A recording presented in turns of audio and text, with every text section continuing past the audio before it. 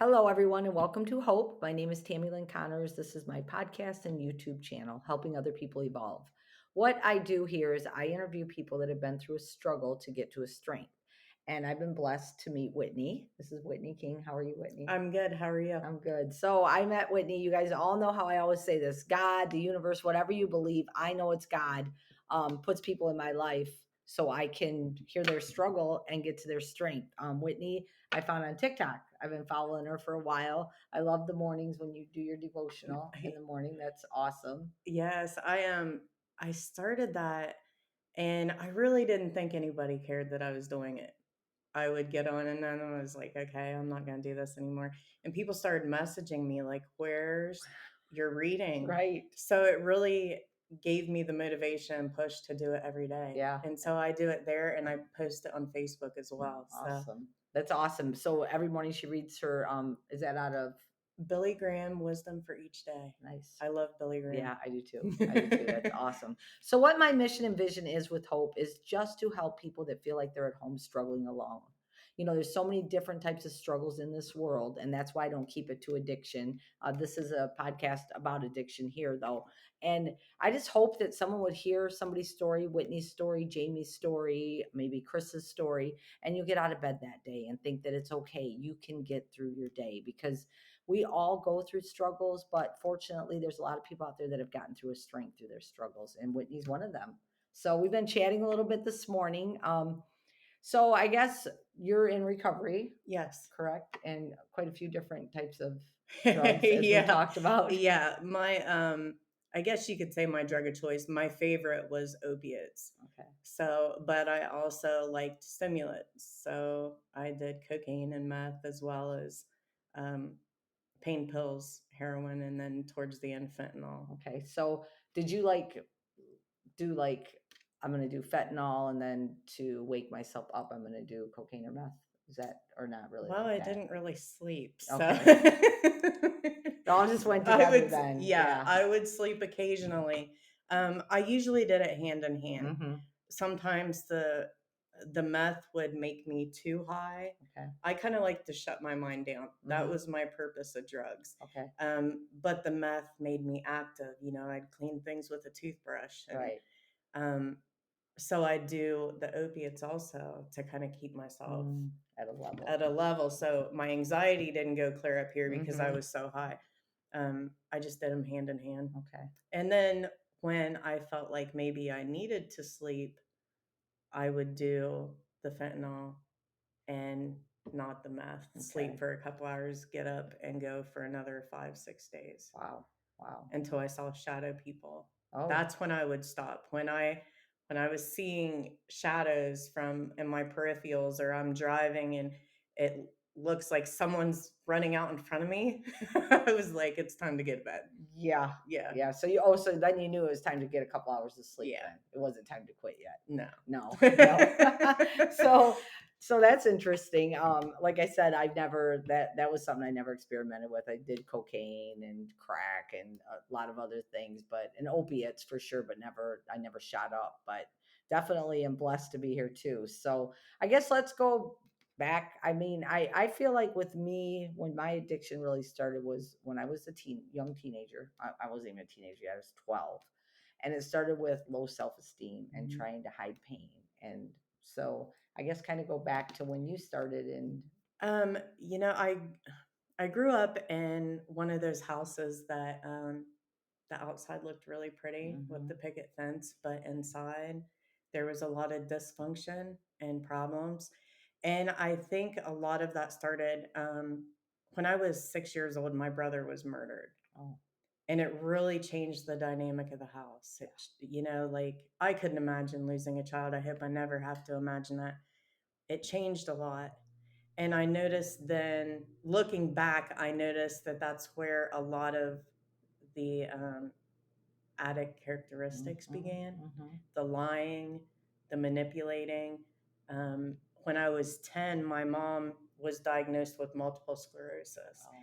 And my dad was a cop for, yeah, and a dare teacher. oh, Yeah. a dear teacher too. Yeah. Mm, Yeah. yeah. but my mom got really sick, and during that time, once my dad, he drank every single day. He was an alcoholic, and I didn't realize that until I was in my 20s that because he was a functioning alcoholic. Yeah.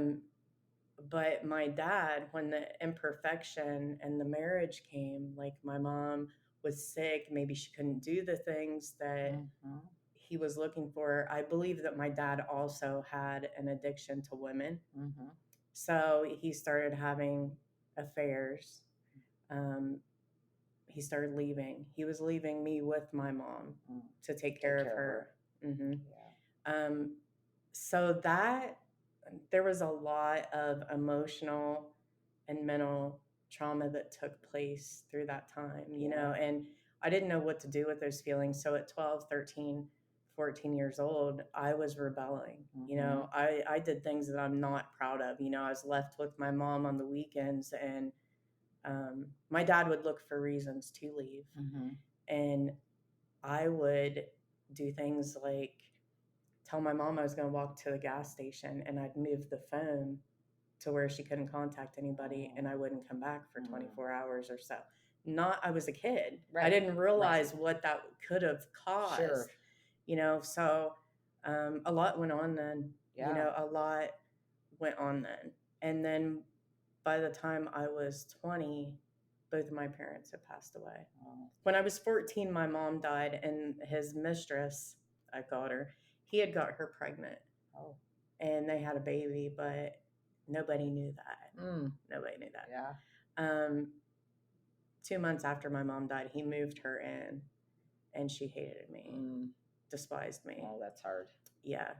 And with my dad, my mom was an angel. She was an amazing, amazing woman. You know, like if there was anything, a perfect person, she would come in pretty daggone close to it.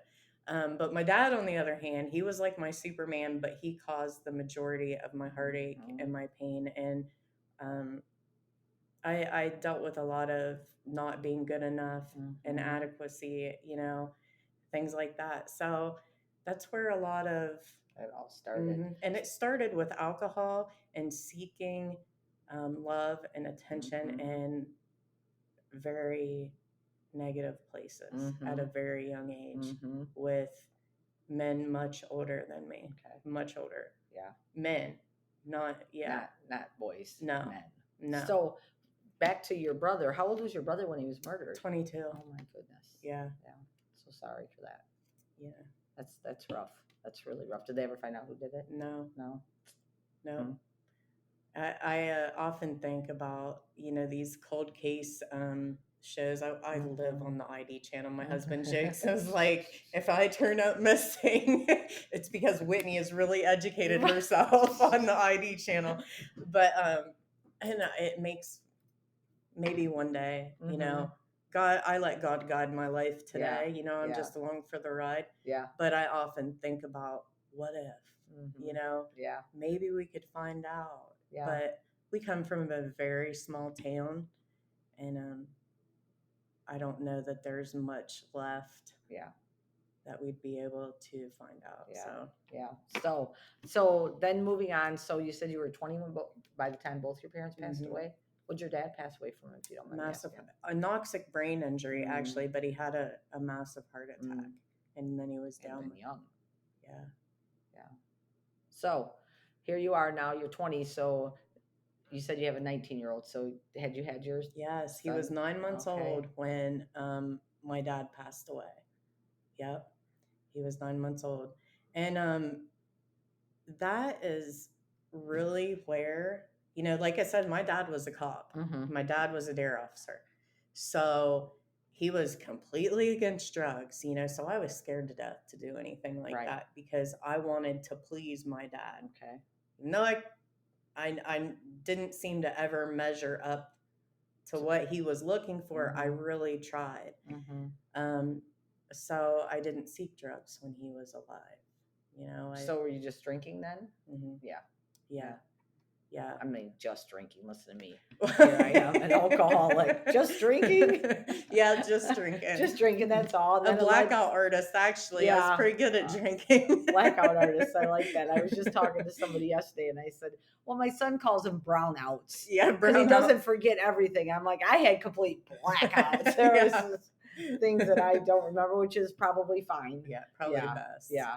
So, I got told some stories, and I guess I might have been a little belligerent and not the nicest all the time. So I'd rather not remember that. Right. Yeah. So now you have your son who's 9 months old. Your dad passes away. Now I guess it almost gave you the okay to do drugs. Yeah, it really did. So I had Percocets before because I had a C-section. Nicholas is my oldest son's name. I had a C-section, so I had pain medication. But about 2 months after my dad died, I got sick, and I didn't have like a family physician, so I went to a quick care. Okay. And that doctor prescribed me Percocets and an antibiotic for strep throat. Oh, yeah, because you need Percocets for a strep throat. Yeah. And that's when that time taking them, it triggered something different inside. It felt different, and it was over with. It was over with. That's where I felt that feeling. I felt that happiness. I was, that warm happiness over my body. And I'm like, I'm not sad anymore. This doesn't hurt inside anymore. Wow. Let's see what some more of these do. And from that day forward, it was every day. Wow. Every day? Oh, yeah. Jeez. I'd search high and low. So that was at 20 years old? And then you had 3 more kids after that. Yeah. Yes, I did. And that's something that is still difficult. I'm very transparent and I'm very open about things, but it's still difficult to talk about. My 16-year-old and my 12-year-old, I did not use with them. Okay. That is, and I really didn't count it as clean time because I was pregnant. Right. So it was almost, but as soon as I had them and got them Percocets in hand, it was right back to it. My youngest, I'm very thankful that she is here and she is healthy and she is thriving because I did use with her. And I feel like the reason I did is because at 13 weeks pregnant, I had appendicitis. Okay. And they removed my appendix and I woke up on a pain pump. And then they were giving me, once they took me off the pump, they were giving me pills and they sent me a prescription. And I asked my doctor, how are you giving me this when I'm pregnant? And his words to me were, what do you think we do with chronic pain patients? And my addict brain, well, right there. It's okay then. It's okay. It's okay. It's okay. Yeah. Yeah. Wow. Well, thank God she's she is healthy. And yes, I'm very blessed. I'm extremely blessed. Yes. So when you talked about like not using during your pregnancy, I have a niece that she's actually in a brain trauma injury house because she overdosed in 2018. But it was the same thing. Like I didn't even know that she even used heroin or anything until her baby was 4 months old, and she called me and said they took her from me.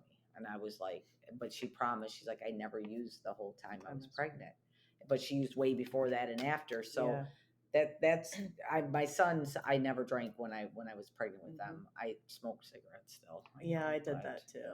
Yeah. Now I'm like, ugh. My son will be like, he'll do this crazy cough where it's real deep. He's like, I do this because you smoked. I'm like, leave me alone. 33 years later, stop it. Yeah. And this time where I started, I was 19 when I had my first son. I was 21 when I had my second. Goes on. During this time, nobody knew I was using. Nobody. My first husband didn't know. Wow. And I had found a neighbor that had a script that she didn't take. So I was getting full Percocet scripts, like from her. And she was giving them to me. I wasn't even paying for those. Yeah. And then I was finding other people with scripts that I was actually buying. And at that time, they didn't cost that much. So Right. that money, I could get away with it missing Mhm. and it'd be okay. But my first husband had no clue. Wow. No clue. I mean, I look back and I'm like, how did he not know? Because if I didn't have them, I wasn't cleaning the house. I wasn't cooking dinner. I was angry. Mhm. I couldn't leave the couch. So I don't know what he, He just probably thought you were going through your monthly cycle or maybe, something. maybe, He thought maybe. women are like this. Yeah. Sometimes they do the dishes, Yeah. sometimes they don't. But it's when you talk about that though, being functioning like that, like you said, so it's kind of like with your dad, like you said, Yeah. you didn't realize that he was an alcoholic because he was a functioning Yeah. alcoholic. I was very functioning also. Like when I quit, my mom was like, you're not that bad. But in her eyes, my dad, he beat her. He Yeah. was out being promiscuous and, drunk all the time. So that was what her image of alcoholic Yeah. was, where I worked, I took care of my son, but at the same time, I was full-fledged alcoholic. Yeah. So that functioning part of it. And I think that there's a lot of people, honestly, that I don't remember, I was watching a documentary years ago about some like attorneys and things like that were heroin addicts that you didn't Wouldn't even know. know. No, because Yeah. they weren't nodding out and all that. Mhm. They were just getting, And that's how I was clear up until fentanyl. okay, I even on heroin, and I didn't shoot heroin. okay, I actually didn't shoot anything. I snorted or smoked all the drugs I did. Um, but with heroin, I didn't like that nod. I would see people nodding and I'd be like, I will never do that. That's not what I want. Um, the heroin was like a pick me up, that happiness, that motivation. Um, so I remained functioning. Now, the Yeah. heroin, it started being a little more apparent when the heroin come, the meth come. I think people started noticing because I was chasing that high more, Yeah. like that was a constant, Yeah. like way worse than with the pills. Um, but the fentanyl, my goal was to have my head in my lap at that point in time. Really? Mm-hmm. Yeah. So when you said chasing the high, that's something that I think is important for people to know about, because I feel like, so that first time that you get that high from that is something that you're continuously chasing and chasing and chasing, and you never get that again. Mm-mm. It's like that one time. That's so when I talked about, like, my ex was a crack addict, and I was telling you that I remember he would come home and he'd be like, his fingers are going, his jaw is going. I'm like, what is the matter with you? He sold everything. I'm like, what is the matter with you? Right? What makes you be like this? And in my head, I'm like, well, I'm gonna try it and see. Well, that was dumb. Must be something really good. Oh yeah, it was really good. And I remember one time he was out of town working, and I was driving to go get it myself, and God spoke to me, and whatever anybody believes, I know God spoke to me, and he said, turn this car around right now or you're not going to make it. And I turned my car around and I went home. Thank God I did, because I know I wouldn't be sitting here today. I guarantee that. But that was like, and when I was going, and I'm sure that you went places that you shouldn't have went. Oh yeah. And here I was going, and I was like, thank God he said, I heard him. And so I think about that a lot, like chasing that high, because that's all it was, is like, and when I smoked it again, it wasn't I just, and you just want more and more, and it's never enough. So yeah. And when you say, going places you shouldn't have been, I was sitting in the city in houses that were full of bullet holes, just like it was nothing.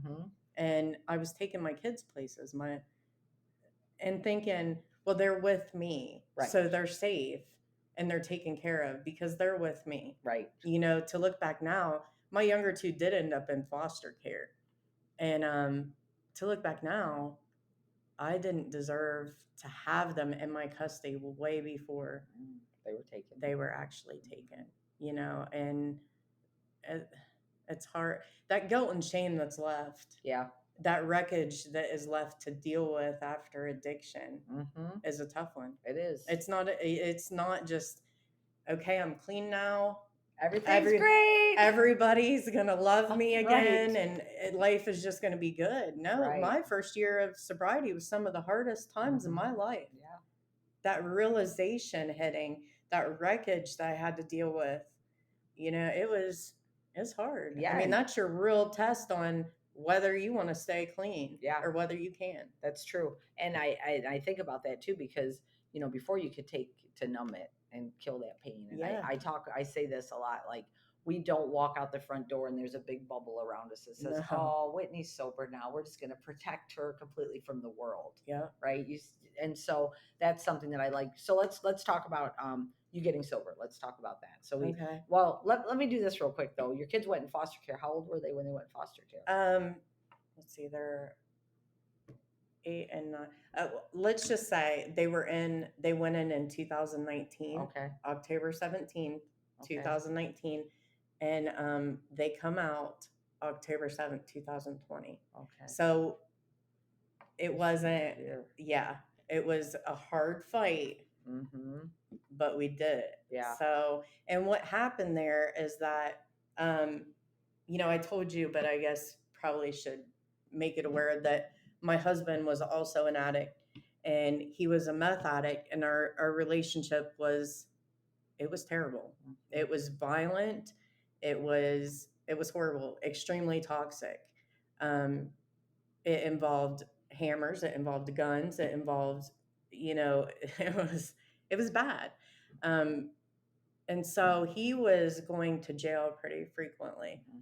And the last time he went to jail was October 7th, 2019. Okay. 10 days later, here I am in survival mode, have my kids in trap houses, bouncing from place to place, thinking I'm doing something, I'm taking care of them.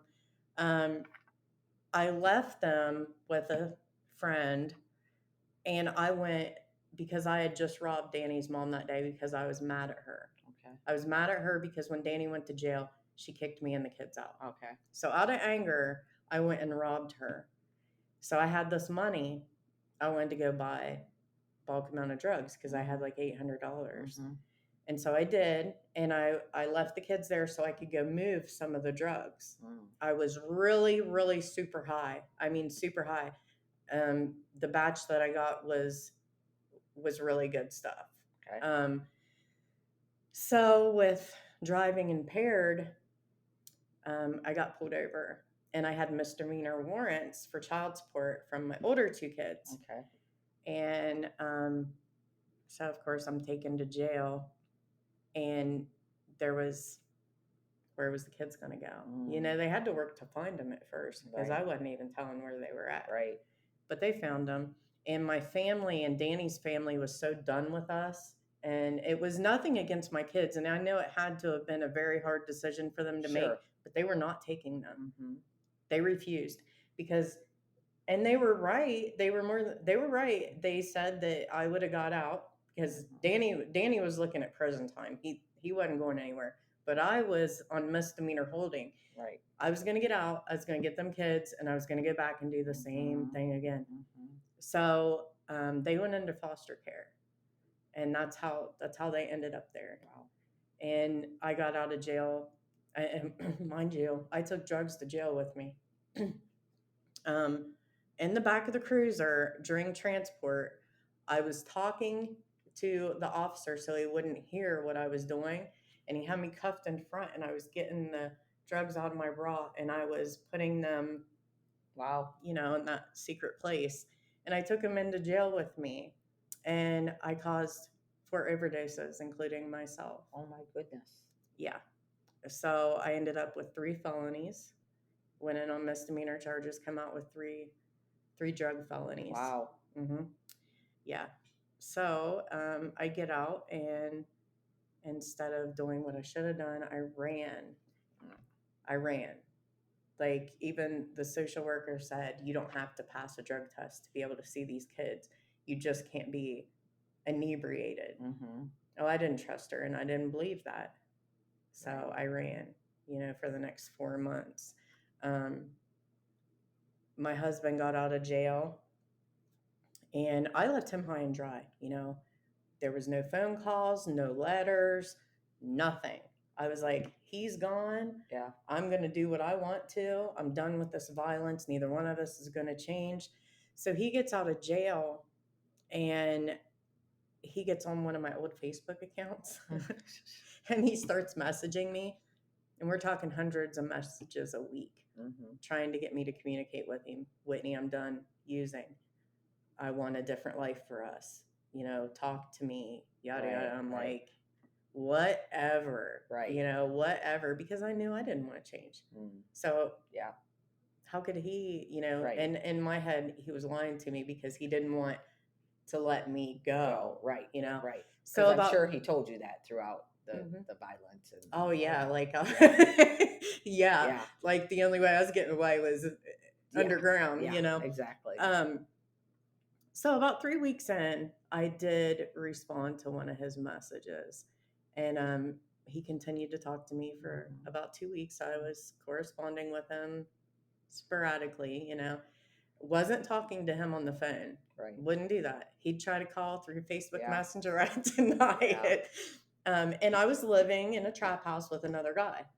Okay. So he sent me a picture of me and my 4 kids. And he said, Whitney, you could have this again. Let me help you. And those last 3 words, let me help you, was something that nobody had ever said to me. Nobody had ever said to me. And it started getting my mind working, but that picture did the opposite. Oh. Like, I was like, you know, I already felt worthless. And, you know, so I'm like, I can't hurt these kids anymore. I'm nothing but a disappointment. I'm worthless. I'm a loser. All I do is disappoint and hurt them. I'm going to end this. I'm going to end this. And then I'll hurt them one more time. And that's it. They'll never hurt again. So I took enough drugs, held enough drugs back to know that it was going to be a fatal dose. And I wrote my kids and my husband a letter. And mind you, Danny has no idea that this is affecting my mind like this. Like this, right? Yeah, right. No idea. Right. So I write this letter, and I knew that the house was going to have to leave to go get supplies. And usually I went with them, but I was going to stay back. And pickup day come, which was just a day and a half, 2 days later. And I was excited. I was filled with joy. I'm like, you know what? You know, I was living in that hole of desperation, but I didn't know how to climb out of it. Right. You know, I had no idea. And I was worthless. I was done. And I was, the pain was going to end. So the house empties. And while this is taking place, Danny, in his desperation, goes to a pastor's house that would come into the jail and have Bible study with them. He went and located him. And he spent like 2 hours with him. Like, you know, I want to help her. I'm afraid she's going to die. You know, spent a couple hours there. And before Danny left, they prayed. And Danny left and made it a few miles down the road. Okay. And I end up calling. Well, when the house empties, without a second thought, I ripped that letter up and picked up the phone and said, come get me. Oh, I have goosebumps. And I was like, what did you just do? Right. You know, because I was ready. I was ready. And I'm like, oh, well, now. What now? But yeah, they prayed. He made it less than 2 miles down the road. And I called him and said, come get me. First time he had heard my voice in, I don't know, 6 months. Wow. 7 months. Yeah. So that is the start. He came and got me. I didn't have insurance. I didn't have an ID. I didn't have nothing. So we had to work on some of that so I could get into treatment because I was willing at this point. Like that, I was willing. I went from going to kill myself to let's get help.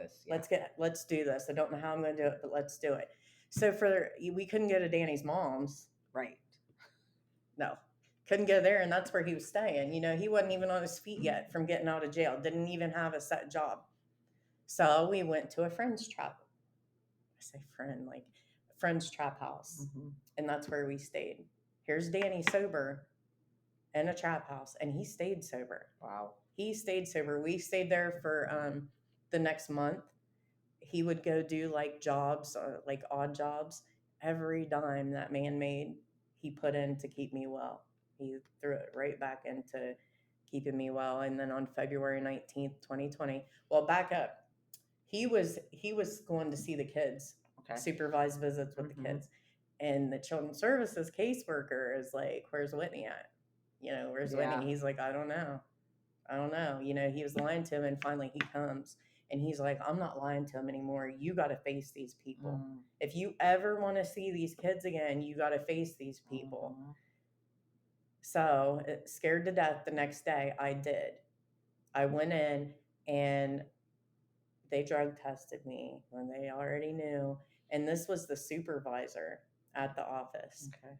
And when I tested positive for fentanyl and meth and, the whole works, she looked at me and she said, "Do you want help?" And I was like, "Yeah, we're trying to get the insurance and stuff for me to get help now." We were kind of lost. We hadn't dealt with rehab before, so we're kind of lost on what we're doing, but we're trying. She picked up her phone and she called a detox facility and she's like, "You can go right now." And I was like, "I can't go right now. I got to get, I gotta get things together. I can't go right now. now. And she kind of got this drained look on her face. And she's like, "What about tomorrow morning at 9:00? I'll be there." And I don't think she thought I was going to go, but I did. So February 19th, 2020, I walked in to a detox facility. I got high for the last final time. And I never looked back. Never looked back. So I spent 8 days in detox, and then I went up to a women's facility. And about 3 days into that women's facility, I'm sitting there. I've got 11 days or so into sobriety, and we went to an AA meeting, and there was a lead speaker, and this woman, everything she said was just bam, hitting me in the chest, and I'm just sitting there sobbing. And I was an emotional mess. I get back to my room and I'm sitting there and I'm like, I don't know how I'm going to do this. I'm clean and I want to be clean, but how am I going to live without drugs? How am I going to do this? And that's the night that I literally dropped to my knees and I looked to the sky. And mind you, I resented God. I did not. I was so far from him. I resented him, but I needed his help if he was real. And I cried out, "Please, please help me." You're making me cry. Like, I don't know if I'm doing this right or you can hear me or if you're even real, but if you are, please help me. Take this from me. I don't want it. I want to be a normal person, whatever that looks like. I'm done. And I don't know how to get rid of it. Please take it. And I cried myself to sleep that night, and I'll never forget it. I was in like a baby in fetal position with my blanket up by my face, and I woke up the next morning and I can't even put it into words, like the peace over me. It was like I was able to go like this. I was like, wow. Yeah. Wow, what happened? Yeah. Like that fear and that doubt and those questions and that desire and that craving, and it was gone. It was gone. And you just can't even put it into words. So it was powerful. it was very powerful. So I toughed it out for about 10 more days, and Danny had figured out the route, the meetings that the druggy buggy, as I called it, would go to. Okay. So he'd follow, and he'd show up because he knew it was going to be rough on me not seeing him. Well, this one day I was like so homesick without a home, if that makes sense. And I was crying and he showed up. I was like, "I'm leaving. I'm going with you." And he's like, I'm like, "Yes, I am. I am going with you." And I did. I was like, "You're coming back to the treatment center. I'm packing my bags and I'm leaving." And he's like, Whitney, I swear, don't make me regret this, Right. because I was a brat. I got what I wanted. And it was very selfish of me because, again, he was living with his mom. He didn't have anywhere to go. Right. So we had to go to a hotel, you know, but he's like, you're not going into McConnellsville. Right. So we drove into McConnellsville. He got his clothes and we drove 2 hours away. He had just got a job, like what, 3 days before that, up where we live. Right. Um, didn't even have his first paycheck. He's like, could you have waited just a few more days? I'm like, nope, I'm very selfish right now. So we went to a hotel, left the hometown area, and Never looked back. never looked back. And it took me so long to see God's work Mm. until I really gave my life to Him, Mhm. until I really surrendered everything Mhm. to Him. And I was like, oh my gosh, Mhm. you were praying, you finished praying. Mhm. I ripped up that letter Yeah. and called you. Like, Yeah. that was God, Yeah. like, wow. Yeah. He's so So powerful. And powerful. He took Danny, and Danny was a monster in my eyes for a long time, Mhm. but we couldn't get away from each other. And I was no saint, I Right. was Right. crazier Right. than a Right. crazy as could be. But it was such an ugly, toxic thing. And Danny restored us. First, he used him Mhm. to get me to Mhm. take God's hand and say, Yeah. "Let me pull you out of this fire," Yeah. And then He restored us. Mm. So that's so powerful. And we're best friends. That's so Like, good. we annoy each other, and we're my recovery today. I started with, of course, 12 steps because I was in treatment for 15 days, 42-day program. Don't if you're struggling and watching this, do not do that. Right. Like, that could have been very Right. fatal. That could have been fatal. Yes. Um, God was definitely on my side with that. I'll never say that He healed me because I'll never become that comfortable in my recovery. Right. But yeah. He worked. He did amazing work within me. But yeah, God, He does amazing things. Yeah. When I got sober, the same thing. I was I weighed 85. I was just a mess. And my dad passed away at 34 from alcoholism. Mhm. He drowned in our bathtub. Oh my And gosh. I saw him, and I remember the day that I quit. I got fired from my job, which God had His hand in all of it happening. And I got fired, and I remember looking out my window and thinking, my son is 14 sitting in that room, and if I don't quit, he's going to find me dead. Yeah. And I did the same thing. Man, I got on the floor. I kicked, I screamed, I yelled, I cried. I said, I cannot do this anymore. I have to have your help. And the same thing, like, and I'll never be complacent either. Yeah. Never will I be that. And I do have nightmares sometimes that reminds me, don't ever be complacent, but to ever go back to that dark place. I remember, and I don't know if you talk about this because I know you talk at meetings and stuff, but I always remind people, especially new in recovery, never forget how sick you are right now. Oh yeah. Never forget why you can't. quit.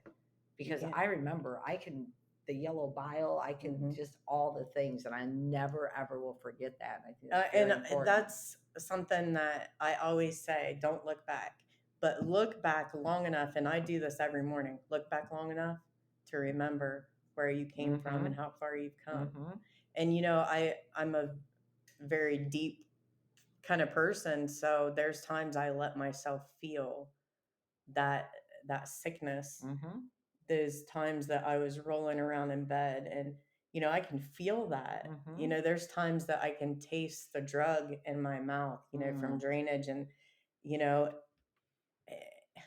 and I will never, and like I was saying, the 12 steps started out being my program because and I think that everyone new in recovery should at least get their feet wet with a program because it is a very good foundation to build on.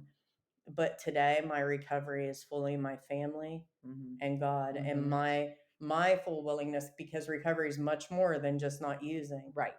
My daily routine of things that I do to keep myself Yes. on top. Yes. And can I tell you all those that I do? No. Mhm. It's just so, some of it is looking back, Right. Right. and staying on my toes, Mm-hmm. but there's other things that it just, I can't really explain. I Yeah. just, Yeah.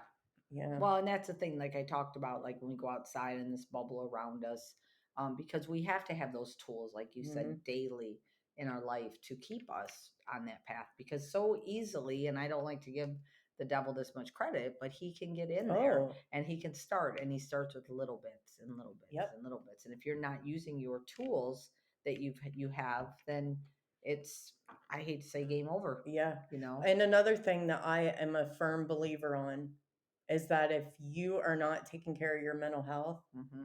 I do not believe, and some people may agree, disagree. I don't believe that you can have a successful recovery without your mental health being treated. I agree.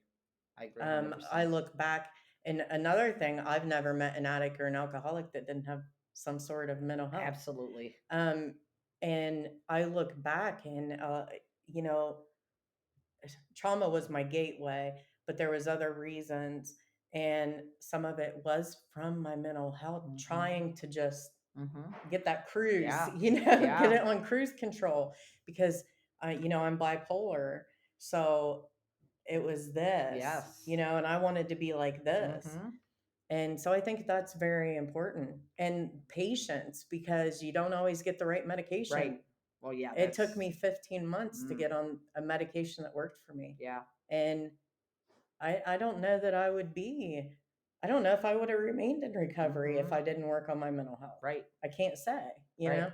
No, I think that's true too. I was just talking to somebody about that too. Like when they put people into treatment, and then sometimes they just send them home with the medication. Not, Hmm. there's no treatment plan. There's no Yeah. mental health plan. And I do believe that it should always be dual Oh, yeah. diagnosed, because like you said, I don't know one addict, one alcoholic, one anything that does not have some type of mental something going Yeah. on there that needs to be worked on, instead of just covering it up with something, a band-aid, Right. So good. I'm so happy I met you. Yes, me too. It's just crazy. Like I'll scroll TikTok, and so anyways, I'm at Whitney's house, and I was scrolling, and then I messaged her, and then I said, well, what time zone are you in? And she said Eastern. And then she's just like 2 hours from me. I was like, that's it. I'm driving if you don't care. So It blows my mind. Like, I've never met people and made connections on any other platform like I have on TikTok. TikTok, yeah. Yeah. Ever. The recovery in TikTok is incredible. And I've Yeah. been telling people that, especially when they're new in recovery. I'm like, get on TikTok. And they look at me, I'm like, recovery on TikTok. I'm telling you, it's so Yeah. strong, and the inspiration that you get. And it's just a great And bond there's on so there. many people that you really can reach out to. Yes. That really can connect you to someone or be a connection for you. I mean, and you have to watch, because there's some on there that Sure. are there just for face. Sure. And, I, wrong or right, I don't know, but I've tested it out before, Yeah. Yeah. to see if I get a response. Yeah. And there's some you don't. Yeah. Yeah. There's something that But there's a lot of really great people yes. on Yes. TikTok like I've never seen before. Yes. You Yeah. know, I've never made a connection on Facebook. Not I like mean, I can these. honestly say that. Yeah. I've never, aside from family, Yeah. some people that I used to go to school with, Yeah. but never Like this. no. Yeah, I Never. agree. You're I think the fourth person in recovery I've interviewed from TikTok. And then I interviewed a girl the other day. Her name's Kaylee Bays. She's in a wheelchair and she dances. I don't know Okay. if you've seen her or not on there, but she was just on that flash mob with Victoria's Secret song. Yeah, so she was in the flash mob. So I haven't I'll posted. have to look it I up. have it like there, but I haven't like posted it yet. Yeah. So tomorrow is Overdose Awareness Day, Yes. which you have your H.O.P.E shirt Yes, on. I got wear purple. Yes.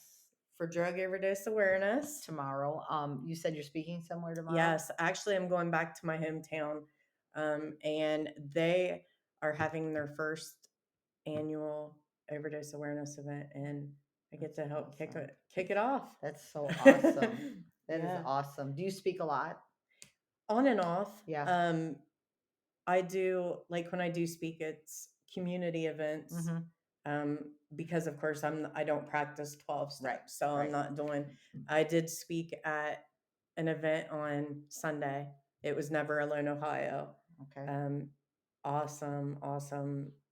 Just the people that are running, I guess I say running this, they had lost a child and a Okay. nephew. They're siblings. These Mm-hmm. women are sisters, Okay. um, and they've kind of dedicated this Mm. to him. Okay. He didn't want to be living the lifestyle he was, and he was actually in treatment when he Oh, overdosed. jeez. Someone brought him Mm. drugs to the yeah. So they've dedicated this to him. Phenomenal, just an amazing program, and they had a walk, a Okay. remembrance walk as well. So I spoke at that. This is Nice. the second time I've spoke for Never Alone, Ohio. Okay. So I do enjoy doing it. Yeah. Um, so if I'm asked to do, Yeah. I rarely say no. Yeah. Yeah. No, and I think it's good because it's just like what I'm doing here. It's just sharing, a hope. Yeah. I always say that Trent Shelton says our transparency will lead to someone else's transformation. And so when you talk about that's something that I deal with too, and I don't know how you deal if people deal with you with it. Like I'm not a 12 stepper either. Mm-mm. I went to A my first 6 weeks of being sober, like 3 meetings a day because I didn't know I had to fill my time. I knew Yes. that. And now mine is the same. It's my recovery in God. Yeah. That's plain in the way that it is. So I do get a lot of sometimes people say comments to me, like I'll say, "Hey, are you sponsoring anybody?" And they'll be like, "Well, why don't you?" And I'm like, "Well, I don't do the 12 steps." And they're like, "Oh, I forgot you don't need that." And I'm like, "Man, why do you got to See, be they like got that?" Because yeah.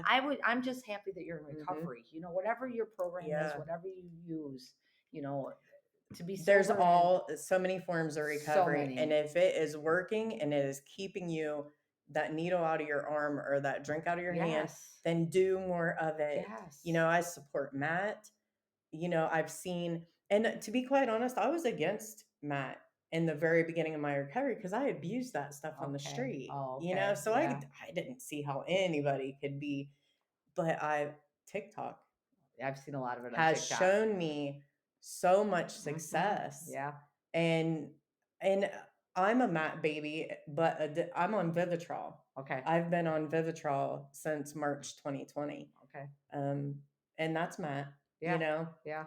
but I've seen so many success stories with methadone Mhm. and Suboxone, Yeah. and, so many, there's a lot of people that smoke, you know, Mhm. that that's their recovery Mhm. and they're extremely successful. Yeah. There's Yeah. so many different forms. Yeah. Like there's not just one way to recover. Right. Right. And I agree with that. Whatever's working for that person, and if they're better and they're happier and they're healthier and they're still working on themselves, Yeah. then that's. That's And just yeah. to see you and your smile, and I can't imagine 2 years ago the difference, or 2.5 years ago is probably. Oh, I thought I looked good. I thought I was Yeah, doing big you're things. like, look at me and my 85 pounds. I mean, Yeah, I don't know how looking much. like I was 90. Yeah, I was gonna say I don't know how much you weighed. I just threw that out there Yeah. because I know And what. God, when after I, dropped to my knees and begged him for help, and I slowly started surrendering myself in different parts of my life to him, the blessings, Mm, you know, uh, it- so many people have to fight years to get their kids yeah, back out of foster care. yeah. I ran the first 4 months they were in foster care, and I still had them back. They went in October 2019. I got them back October Mm, 2020. Like it wasn't an easy fight. right. There was Yeah, the judge was against us, the guardian ad litem, there was a lot of work put in. yeah. And then I got my indictments. I got warrants served. 2 hours away from home, I was at work Oh, and I got arrested at my job, my first oh job I had had no. in eons. I got arrested there sober. That was Mm-hmm. part of the wreckage of my addiction. So those drug charges, and here we are in a custody battle. Mm, I had pretty much forgot about those charges, right. And then I just, oh no, I'm going to go to prison. And we're trying to get these kids back, and I'm going to go to prison. Yeah. But God was looking out. God was looking out, because when I went to court and was sentenced, I was sentenced to 5 years probation. If I could pass a drug screen, I had 4 years sitting on the table. Wow. If I could pass a drug screen, he would give me 5 years paper. I passed it, and I walked out of that courtroom with the judge giving me a wooden coin with the date on it. He said, "It's been many, many years since I've got to give one of these out." Ooh, So I would still be sitting in prison right now if, wow. and that was God. That For was God. sure. For sure. You know, I had conveyance into a detention facility. I had aggravated possession of meth and aggravated possession of fentanyl. You know, Yeah. talk about people doing this out on the street. She's a Oh, snitch. She is yeah. not in Oh, prison. I bet. Oh, I bet. I bet. Which do you think I care now? No, but No. no, that was God. Yeah. That was, yeah. So getting your kids back, let's go to that a little bit and then we'll wrap this up. But so that had to been like hard too, because now you, like you said, you had your damage, from that, and now them being gone that long, and really you weren't really there anyways Yeah, before that. for about 3, So 4 years. yeah, so now rebuilding all of that has Mhm. got to be such a journey too. It's been a very positive. Like, my kids have been so resilient, all Good. 4 of them. Oh, good. I'm very, very blessed.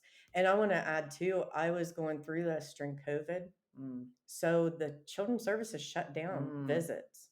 Oh, jeez. My visits were on video. Oh, jeez. It was 8 months that I hadn't seen my kids.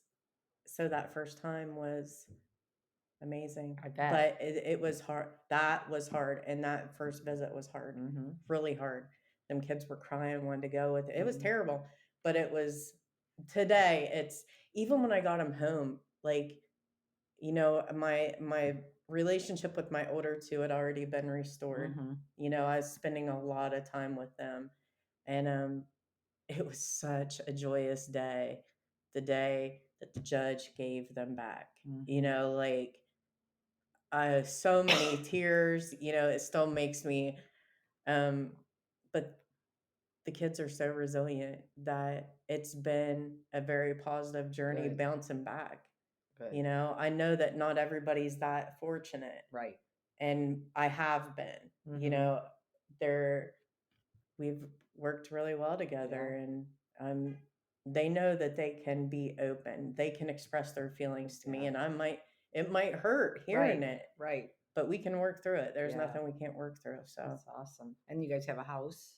You know, I yes. mean, I when I I pulled up, mean, yeah. it just, sometimes I still got to pinch myself, because how far we've come. How far we've come. In just a short amount of time, Yeah. really. You Yeah. know. And I'm a stay-at-home mom, so this credit goes 100% to my husband. Yeah. He I just, the work he has put in, and the dedication that he shows, and he's being recognized for that. They Mhm. see it. They see it. And it's amazing. It's awesome. It's amazing. It's awesome. It's good. So, um, any last words you want to say to anybody while we're wrapping it up? Um, just never give up. Mm-hmm. Even when you think that there is no hope left to have, there always is. Yeah, I agree with that. And God, He is the way, the truth, the life. Mm-hmm. He will not fail you. He will not. And that's so, that's why I always say on here, that God, the universe, whatever you want to believe in, I always tell you that it's God for me. Mm-hmm. But I don't want anybody to think that you can't Have other listen and beliefs. beliefs. I just 100% I know it's God, because like I said, and you said, man, I got on my knees and He saved me. Yeah. And it's just amazing, and never give up hope. Like you said, you never. might feel like you are worthless and hopeless and beaten and all of the things. And I promise you, you can get up and Hmm. keep going, because I was that person, and I'm pretty sure Whitney was. And here we sit today, we have a Yeah. smile on our face. Doesn't mean that every day is rainbows and unicorns, like I said, but now we know how to navigate through our days. Yes. And my worst day sober is 10 times better than my best day using. So good. That's so good. I have a friend that said this to me. He said, I always have a good day. Hmm. And he was like, because I've lived through the worst days. Oh, yeah. And so it really made me think about this. And I guess maybe for everybody else too. I don't know if I've said this on any of my podcasts, but I think about my worst day ever. And it wasn't using. Of course, my worst day ever was finding my son had passed away from SIDS. So that's the Yeah. worst day of my entire life. Is there any day that's that bad? No, there's not. And so every day that I wake up, I just open my eyes and I'm like, thank you, God, for waking me up today. Yeah. Now, who can I go help today? Help. You Yes. know, and I think that's where I see you with reading doing your devotion every day. It's very powerful. You know, and like you said, you stop it because we look at it and we're like, yeah, nobody's listening anyways. Yeah, that's And how then I you get that feel. one message. God's like, oh, yes, they Yes, are. they are. Yes, they are. And today, too, I didn't tell you, I get to go into the county jail here locally Oh, and work a reentry program with women oh, nice. on addiction and That's mental health. awesome. Yeah. So Yeah. see, it's incredible. It's incredible. So I always tell people you're stuck with me as a friend now. I don't know what to tell Yeah. you, but you're stuck with me. No, but I'm super excited that I, drove up here, and I just am excited. Yes, I I have been so stoked about this day. Like good. I have. As soon as you said that you were willing to drive down, I was like, Yeah, yes. yeah, I was I excited. can't When I wait. found out that you only live 2 hours away, I'm like, I'm just driving there. Forget it. There's no sense in doing a Zoom. So I want to thank everybody for jumping on Hope. Like we said, tomorrow's August 31st. It's Overdose Awareness Day. Um, well, actually, I'm probably gonna post it now. I'm gonna post it today because I just said that. But just if you can, maybe shoot a prayer up for the families that have lost, for the people that are still suffering. Just throw some prayers up, especially tomorrow. It's a rough day for a lot of people. Tomorrow I'm going to an event in Toledo. As many of you know, I've talked about many times, my best friend Josh, on Valentine's Day of 2020, took a Percocet that had fentanyl, and we lost him at 34 years young. And a good friend of mine, Tara, also I lost 5 years ago to a heroin overdose. And so not only does it touch my heart because of the people that are still struggling, but the people that we've lost. And so I'm Yes. sure that you've had some of that in your life too. Yes, absolutely. And right now it's so, so important to test your drugs. Not just Yes, not just fentanyl. We're talking everything. everything. And xylazine has hit Ohio and it is really ravaging Muskingum County right now. Um, so it's in these small towns, and xylazine, Narcan, it doesn't respond to Narcan. You have to do rescue breathing Mm. until somebody gets there, or they're not going to make it. Um, so Is yeah, is just that something they put in the drugs? The yeah, xylose? it's I've they're never even mixing heard of it it. with fentanyl. Oh. Xylazine is a animal tranquilizer. Mm. So it's been in Philly and Kensington area for quite a long Okay. time. Yeah, And I follow a guy on TikTok that is in the Kensington yeah, area, Biz Effect or something like yeah, I that. do Yeah, too. yeah. Yeah, but he's always showing those videos, and I'm like, Yeah, oh, it just breaks my heart. yeah. But well, like she said too, before you be like, test your drugs, okay, but really seriously, Seriously do and it. it is in everything. And I have a niece that lives in South Carolina, and she smokes pot and whatever. We know she does, but I'm always telling her, make sure that you're either you never get it from somebody different, Right. and always test it, because Like, now they're putting it in like everything. if you don't know who grew it, or it's not coming from a Yep. dispensary. And something, I'm a Narcan distributor, so some people don't know this. To test your drugs, it's not like if you're out there using, it's not like you have to give up an amount of drugs. Residue from a baggie is enough to test. So just take the time. I know that many of you do not want to die. Mm-hmm. Many of you are not even, so many that are overdosing and dying right now have no idea that they're doing fentanyl. Yeah. So just please be careful. Yeah. Yeah. So, well, once again, Whitney, thank you so Yeah, much. I thank you. It's been appreciate a real it. honor. It's been great.